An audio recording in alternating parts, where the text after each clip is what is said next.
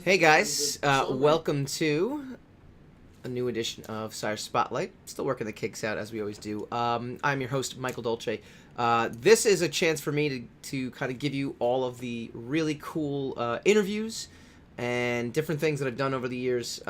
This one is going to be pretty cool because it's an Ed Kowalcyk, lead singer alive. This was originally reported on AM New York, but it was really a small snippet. I ended up talking to him for a good 20 minutes. Back when he had just broken up with Live. So I thought with the new Live album out, the Local 717, I'd give you my quick review on it. And then I'd play you this awesome interview I have with Ed Kowalcyk again. This was right around 2013 when he was releasing his solo records. So we got a lot of great interviews like this. Last week we did Billy Corgan, etc., etc. We do this every Monday afternoon, right around this time, anytime between 12 and 1. I'm going to try to get it down to a science and get it down to like 12:30 every Monday, but and then the main show still Wednesdays 8 p.m. Eastern, talking comics, movies, TV, and pop culture. Okay, Local 717. That's the new Live record. My 30-second review. Love Lounge was an amazing single when it came out. Actually, just because, all right, Live had an interesting little course, right? A little history lesson for I think this will be more than 30 seconds. Live went from being a prolific '90s band. To kind of hitting that lull where the lead singer kind of took over everything and the rest of the band kind of didn't care. And that seemed to be the extent of what had happened, essentially. And then they kind of cared. And then they were kind of like, and then Ed Kowalcyk was kind of asking for like lead singer, money that, was greater than the rest of the band. And there definitely seemed to be a division. Musically, there also seemed to be a bit of a division. And then on record, the rest of the band, after they kind of broke up for a little bit, was kind of like, yeah, the music we're playing kind of sucked. And, I think the response from the fans kind of agreed, right? So the band goes off and picks up Chris Shin. The band goes off and releases The Turn in 2014, which turned out to be a really awesome record. Not great. Chris Shin, look, he did his best. His band Unified Theory is a pretty cool band. So go check them out as well, too, if you dig that stuff. The Turn ended up being, what it was sonically, though, was a return to form of that early 90s, that darker, lusher, guitar-heavy sound, where Ed Kowalcyk, as a solo artist, kind of goes away from that. He's more of a singer-songwriter, and I think he kind of writes music that's kind of singer-songwriter stuff. So they got into a big legal argument. They broke up. Ed ended up doing his own thing in 2013, releasing his solo record at that time. So that's what you'll hear the interview from that I have from him. And then the band ends up, releases The Turn in 2014. Then they kind of come together, so you're kind of thinking, okay, are we going to get The Turn, or are we going to get more of like Ed Kowalczyk solo stuff? So when Local 717 came out, the first two singles, very, very wisely, are basically, this is return to form Live. I mean, this is, heavy guitars. Chad Gracie's playing an amazing amount on the drums. I hope I got the Chads correct. If I didn't, I'm sure someone will go out there and correct me, because that's what the internet is for, after all. There's Chad Taylor and Chad Gracie. I believe Chad Gracie's the drummer. But Love Lounge, followed by Be a Giver Man. Be a Giver Man is honestly one of the best tracks I've heard all year. It is definitely like you could... Look, it's a little slickly produced, so I don't think it fits on Throwing Copper necessarily, but it could easily be part of that whole 94, 95 Live vibe. I mean, you could put this... You could easily put this on the 99 release that Live had come out with Dolphins Cry on it. I don't think there's any doubt. The Distance to Here, which was a pretty good record. You could put it on The Distance to Here, and it would fit in just fine. Sweet guitar riff at the very end to kind of close out with the lyrics. I mean, this is like vintage Live. This is the kind of Live I think we all want to hear. No one... Look, it's almost impossible to recapture, what has kind of come before in any way, shape, or form. I think, Green Day kind of did it in 2004 with American Idiot, where they kind of had this re-inspired album. U2 did it with Like a Beautiful Day back in 2000, re-inspired. There's been some comeback albums from bands like Pearl Jam and, Alice in Chains, and it's good. It's, the new Stone Temple Pilots release was amazing. I thought it was great. I mean, it's, for losing their lead singer. So I think in general, like you can recapture what you had. It's never going to be exactly. Look, I mean, I was 14, 15 when that thing came out, so I don't think it's ever going to go back there. But those two tracks, especially "Be a Giver Man," easily could fit into any of the discography from way back when. It's got the spirit, it's got the intensity. You have songs after that like "Waterfalls" and or is it "Waterfall," and you have "Brother," which has this kind of like cool like Middle Eastern kind of like vibe to it. But those two, "Waterfall" especially, that's Ed Kowalczyk writing solo. I mean, there's no doubt about it. You check out "Waterfall." That is an Ed Kowalczyk solo recording. He brought it. The band liked it. They recorded it together. You're getting the Chad drumming, so at least you got that kind of working the backbeat of that. "Brother's" really good. "Venus and Furs" is a cover. I mean, it actually was kind of cool, but unnecessary. I think when you hear of a band getting back together, you kind of want to hear more of the band getting back together. "Brother" could be an amalgam of an Ed solo song and live coming back. It kind of reminded me of "Stage" on "Throwing Copper." So it could be either one. "Waterfall" clearly an Ed solo opus. But overall, look, 5 tracks. "Be a Giver Man" I can play over and over and over again. "Love Lounge" is a cool song. Even "Waterfall," look, I like some of Ed's solo stuff. I was actually very surprised. You'll actually hear that in the interview, where all of a sudden, I was surprised when it was "The Flood and the Mercy." Sorry, it was the album that was out when I interviewed him. I thought there was some really good, some stuff with intensity on it, even in that record too. So Ed's solo stuff is not bad. It's not when the band was recording everything together good, but look, there's a bit of a return to form there, and then there is a little bit, kind of like, okay, Ed gets his solo stuff in there a little bit, and then a little bit more return to form, and then a cover.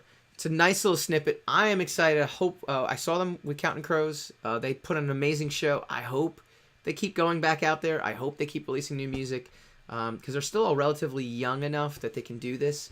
And just in general, I think it's a great record. So, all right, that was my 30-second review. I guess it's more like a 2-minute review. And without further review, 7-minute review.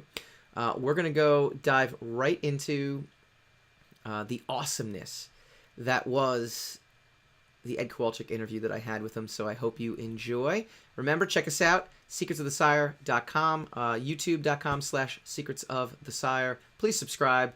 It helps me out. It would be immense if you can do that. All right, here is the Ed Kowalczyk interview. You've been pretty prolific in terms of songwriting lately, with the EP in 2012 and now a full length a year later. Not to mention your first full length was only like 3 years ago. Right. What's accounting for all this new material? What's going on in your insides there? Oh yeah, just a full blown renaissance, of energy and passion for doing music again. Just really went, part and parcel with just moving into this new chapter of my life as a solo artist. Playing with new musicians, having new producers, and working with this guy, this producer named Jamie Candeloro on the latest EP and full-length album. He's just completely expanded my horizons in terms of production style, and we're just working great together. So that's funny. I actually have that as one of my questions. Working with Jamie, I noticed you had the EP with him, and he performs on the record too. Or does he? Or am I wrong on that? Jamie? Oh, hello. Are you there? Uh-oh. Did we lose you? Hello? Uh-oh.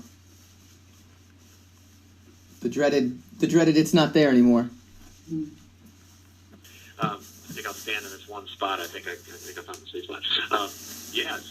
Just an amazing, like I said, a renaissance for me as an artist, and just in terms of energy and excitement. And just the writing's just been really prolific, and again, having a producer like Jamie, having been working with him now a few years, he's really just so inspiring. And yeah, I don't know if you heard. Before we got cut off, I actually said that was one of my questions I was going to ask you. It's the second record with Jamie, and I guess you kind of already started talking about it, but if you can expand on that, he performs on the record too. I looked at he does. Yeah. Yeah. So just go into more detail about that relationship. Oh, you bet. Yeah, I started working with him, of course, about 2 years ago. We started to work together off and on, and then got more focused on the EP. And then I really thought that EP was just, 5 more songs, and that would kind of co-opt it into an album. But I was just, again, so inspired to be working with such a genius in the studio that I just wrote a whole new batch of songs, which really felt like a different piece of work. So it was great because it became 2 releases.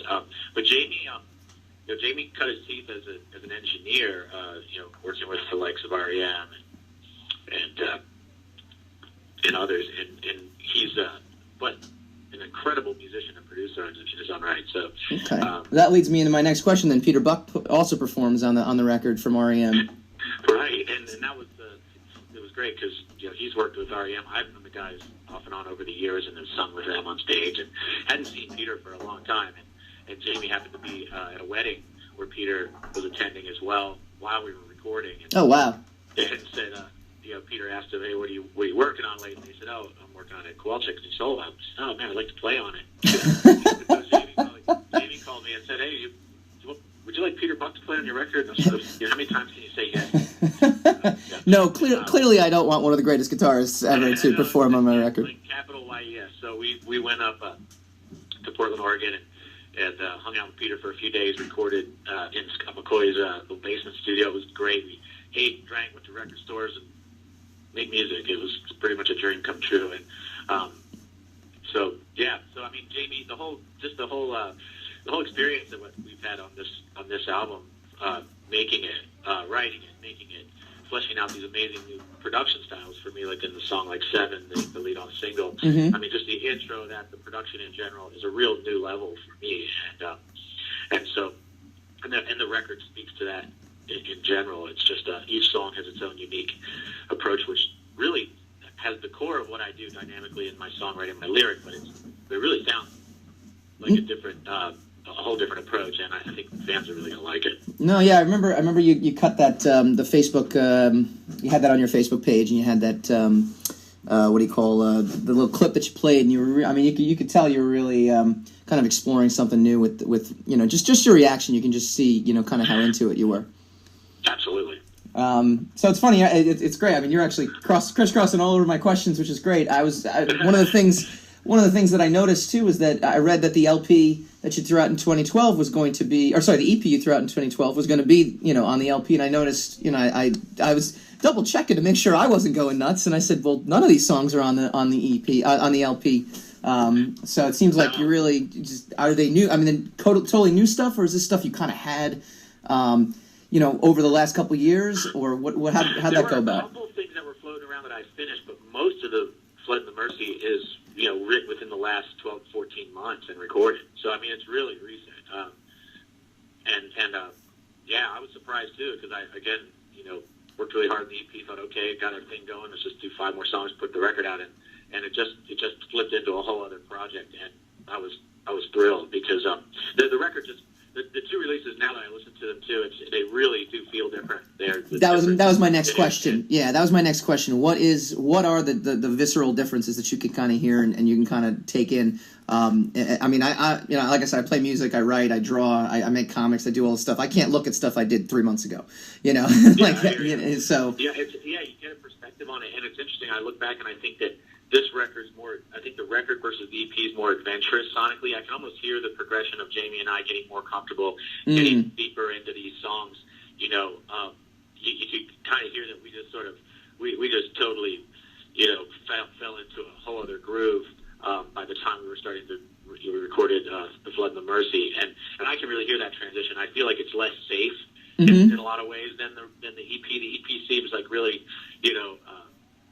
got a kind of real clean and kind of purposeful production, which is great. But the Flood and the Mercy, really, we just kind of threw it all out there and just really went in and again found ourselves exploring sounds and doing things that really surprised me. Like again, I mentioned Seven. I brought that song into the studio and started to sort of just track it on acoustic guitar. And what Jamie sort of built virtually was kind of this almost massive attack kind of intro and this sort of mixture of kind of this really organic drumming and yet this electronic kind of thing. And I'd never heard much like that in general, let alone myself down like that. So Sure. it maintains the dynamic of what people know me for, but it's really pushing beyond what I've ever done. So I was just super proud. We'll talk about having various backing bands. I mean, obviously, you're known for your work with Live, and Chad is such an amazing drummer, and I speak from that because I'm a drummer too, so I love his drums and stuff like that. So working with a new backing band, working with new musicians, I mean, how does that influence how you tend to write, or is it very straightforward? I know what Matt Cameron would say, Soundgarden was very, you go in the studio, everything's already fleshed out, and we perform the way the songwriter intends, and that's it. Or do you work with your backing band, or is it more like, hey, this is what I need from you, can I get this out of you kind of stuff? It depends. I mean, I do, with this Flood the Mercy, Jamie played all the drums on the record. Mm-hmm. And so it was really, he's such a talented drummer that we just were able to do, 4 or 5 different versions, on the fly, and just pick and choose through sort of what we felt really sold the song, and really pushed it to where we wanted it to go. But I've done it in a lot of different ways. I mean, I tracked Alive much like the Live records, where I would come in, songs fleshed out, okay, here's what we think they should do, and everybody just play your part. Okay. And I did that in Alive. This one was much more scientific, studio, kind of like, trying lots of different stuff for every part, and really finding that perfect rhythm, that perfect sound. And I feel like the record just stands above everything else in terms of a work of art, from my perspective. Yeah. Than say more a band type of record, which are great, and they have a really cool, unique energy to them. And it was a way that I tracked and recorded for years. But this one, I think it was just finding Jamie and him being so talented in the studio and such a great player that we were able to just really get even deeper with it. Cool. I noticed there was a harder edge to some of the songs than I was expecting. I really was expecting some of the more earlier, like the earlier 2000s stuff where it was a little lighter and whatever. But there's songs like Parasite and Take Me Back has such a groove to it that I was actually kind of taken aback. I mean, it's got almost like a punk, where you cut the music and you're at that point, and then you come with the guitar and it's kind of biting and stuff like that. Where is this kind of harder edge coming from? Is this something that if you could just talk about in general, like some of those songs? I think that the production just suited the energy of the song that I wanted, and I just took every song, took the emotion, and said, okay, what should this be, and Parasite clearly needed to be real cutting and rocking, and then Take Me Back, actually, I wrote with Jamie. We had gotten to the end of the whole project, and I thought we were almost there. We had like 9 or 10 songs, and I thought, this record needs something like that middle song that breaks the record in half, almost like when you used to have to, you still turn vinyl over. What's the re-intro, right, for the second half of the record, and Jamie had sent me some stuff. I said, we work so well together, we should maybe write a few things, and he sent me some things that were just that Take Me Back sort of verse chorus, and I said, this is it, because this is so non-linear. This really cuts the record in half, and then we can start it again. You get this part of this second half of the journey, and so that was really fun to work with Jamie on that. He sent the music, and I sang, of course, wrote melody and lyrics, and we're going to do more of it. We actually wrote that one and this song called The Watchman's Lament, which towards the end of the record. So two collaborations with Jamie as writer, which was really fun, and they almost felt more like the band songs on the record, like I was writing to an already established riff or groove, and I hadn't done that for a long time, so it was a lot of fun. Cool. Let's talk about your shift in style. I noticed like the early Live records are definitely a product of their time kind of thing. And they're amazing, and there's some of my all-time favorite stuff. Throwing Copper start to finish is amazing. Secret Samadhi, I love the whole vibe in that record. And I even heard some of the B-sides off that I thought were just fantastic. But then right around the fourth or fifth record, around V, but not quite V. I feel like V is the last point where you're writing songs in that vein, and then it kind of shifts into this next phase with like Birds of Prey, and then the record in 2005 too. Like, what was the shift in style? Like, what was talk about your progression as a songwriter and how now you seem to be entering a self-described kind of new phase. Yeah, Well, I think looking back on all those, you definitely had, this always this effort in me and as a writer and as main producer and songwriter and everything in life. When I look back on that, I see myself sort of, pushing into different directions. Really just for its own sake, without really any intention other than let's not repeat what we've done. Sure. Which drove record companies. Oh, I can imagine. Drive them insane because they want part 2, part 3, and part 4. Sure. Exactly. Well, this isn't Nickelback. Not to. Don't worry, I won't put that in. I'm not going to write the same song again. I just don't. My heroes, are REM and bands like that would rather jump off a bridge than write anything. Sure. They're totally different song approach and fresh approach each time, and that to me, I look back and I think the only way I could stay interested in it was to continue to do that kind of thing and to find new producers. I mean, you mentioned V, and that was an amazing experience with Alan Johannes and in his home studio. Again, just another sort of musical producing genius that we just had a ton of fun experimenting. And so I think if anything, The Flood and the Mercy, long story short, kind of come in full circle back to where I feel like there's in some ways elements of every era in record of my songwriting and producing career. We sort of get to the more aggressive songs like the one in Parasite, and they really really cutting songs that might be more like sort of mid '90s. Sure, yeah. And then I think I'm pushing into new areas melodically and lyrically with Bottle of Anything and Holy Water Tears, and the approach of those songs, which is much more of this sort of like real textural, almost Americana kind of deal.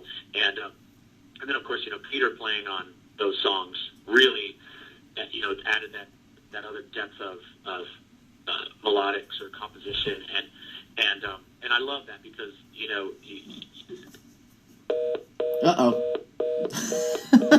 son of a bee. I keep losing them here. I got 2 more questions. I suppose asking. Again, we're almost there. Home. I didn't even move. It just boom. Yeah, I mean, again, Peter, just the icing on an already amazing cake. He just came in and just added this. It was funny because jumping around here, but when I listened to the record and we had all tracked it, and we were headed up to Portland. I thought, what is he going to play? It's so full, so much on it. Like we've already kind of fleshed these out, and lo and behold, famous last words. I sit there and he comes up with these really unique parts that just sit right in the space that I didn't even hear there was one. Leave it to Peter Buck to totally find that area. I want to talk a little bit about how your spirituality has kind of influenced your songwriting in recent years. Specifically, the final track, "The Cornerstone." I mean, that one obviously really shouts out. That it's a standout track to me. And so, if you could just kind of talk about how that's influenced your songwriting. Yeah, well, that's actually a Bob Marley cover, an obscure Bob Marley song called "Cornerstone" that I didn't know. I had no idea that. Wow. Yeah, Bill, I've been a huge Marley fan forever, and this latest, I should call it a biopic or the movie Marley that came out, the latest full length feature. I was just reinvigorated about his music, about his life, and this really poignant moment in the film where he's he's clearly this underdog, and in his family and in his approach to life and everything in Jamaica, he's really fleshing this thing out, and he writes this early song, "Cornerstone," which uses the lyric, of course, this is a biblical reference. Sure, right. Or, the stone that the builder refused will be will always be the cornerstone. And and I thought about it, and I thought, it just hit me, it struck me in a way that, I took it to mean and to feel that, what we see with our eyes, what we perceive with the senses is, in the way that men esteem accomplishments and successful people and all those things are only relative, and that, many times we have to look beyond that into the soul, into what really matters and what's really valuable, because so many times we forsake that for what we're being, for what we value relatively, and so it really struck me, and I wanted to do the song. I felt a personal sort of resonance with it, and just wanted to do something unique, and so we took it. It's a real. If you listen to the original from the movie, it's really we did a totally different version. We kind of straightened it out and made it more of a sort of a hymn with piano and a real stacked out vocal approach with almost like a choir. Yeah. And so it was really. And even the music at the end too, kind of the bonus track, if you will, very serene, very nice. What Jamie called this, we have to have a flying gnomes track. I said, what are flying gnomes? He goes, this is what it sounds like. He starts playing like this, just kind of starts this guitar thing, and it's got real mysterious. And I had a little poetry I had written down, and just started to speak it into this sort of like telephone kind of thing. And if you look at the track, it's like Cornerstone's like, wow, that's 8 minutes long, but it's actually not to give away the secret, which we're doing right now, but it is, if you keep on listening, you do come to the Flying Gnomes secret track. And you've been pretty prolific in terms. That was the Ed Kowalczyk interview that I did with him. And again, I appreciate you guys checking this out and checking out the Sire Spotlight. This is a pretty cool thing for me to do every Monday, just kind of give you some of the cool interviews I've had over the years. Next week, I'm thinking maybe I'll redo the Chris Cornell one just because he has a new box set out as well, too.